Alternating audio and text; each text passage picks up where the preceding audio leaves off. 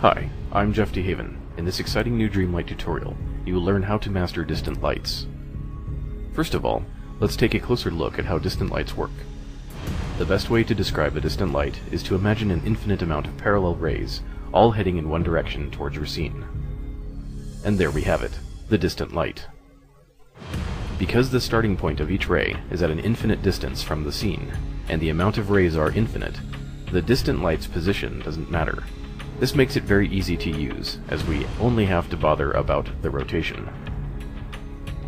The distant light is best used to mimic sunlight in outdoor scenes.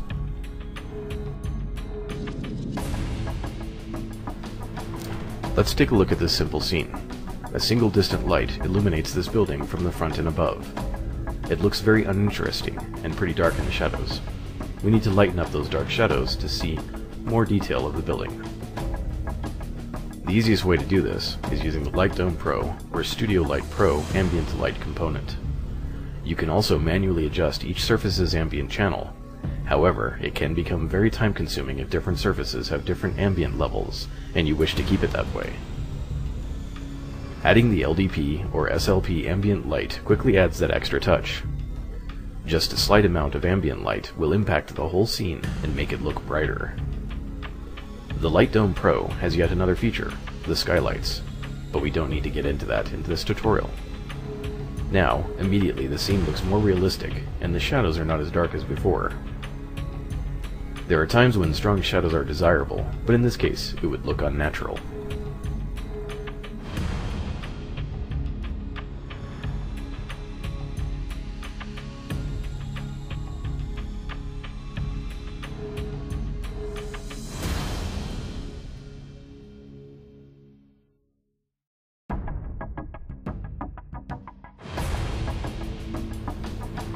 So, we have a single distant light acting against the sun, and we have added some ambient lights to brighten up the image.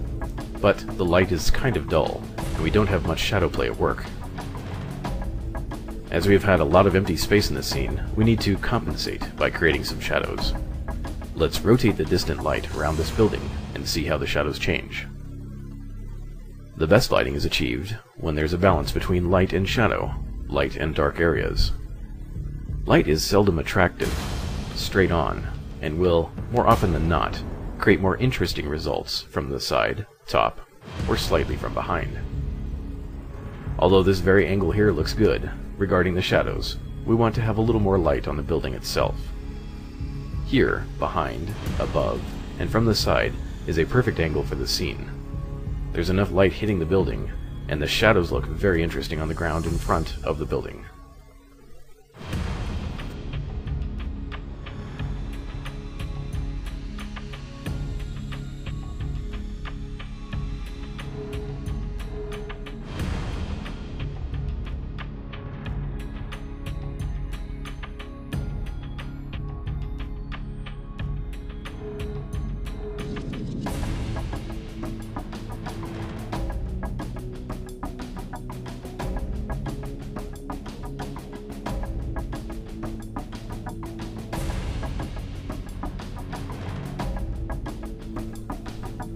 Let's take a look at the sidewall.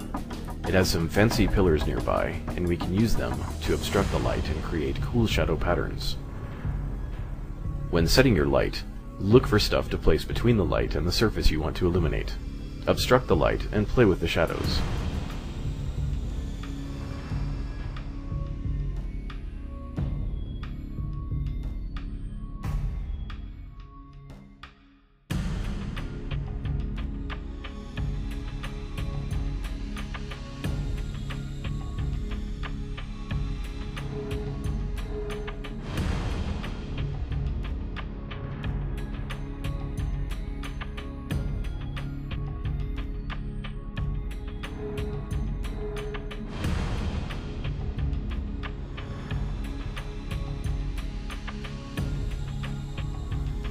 Now, adding a tree to this scene makes it even easier to get nice shadows.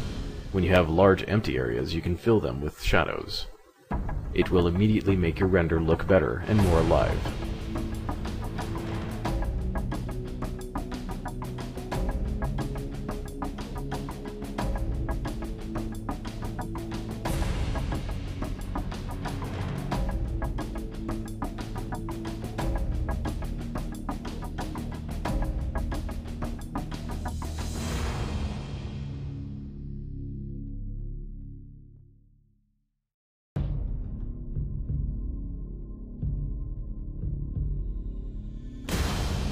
Okay, so is this the only way of lighting this building?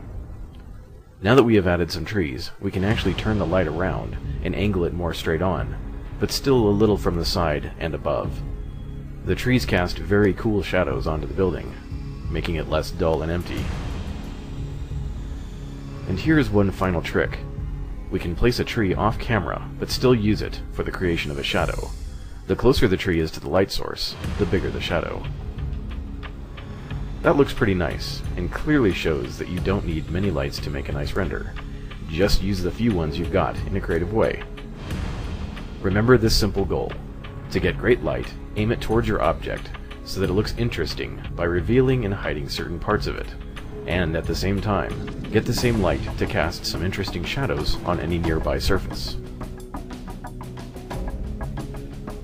Before we wrap up this animation, we can take a look at an indoor scene using a single distant light.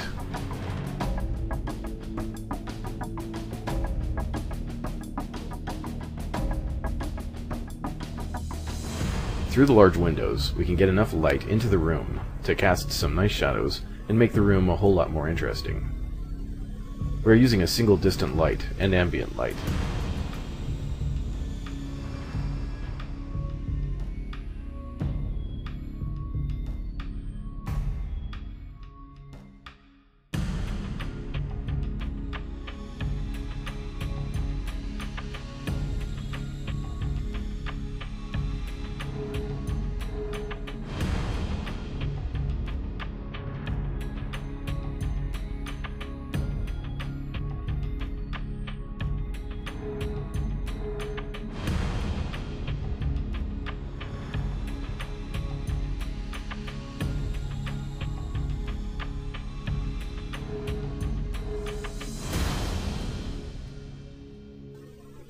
This concludes the animation tutorial.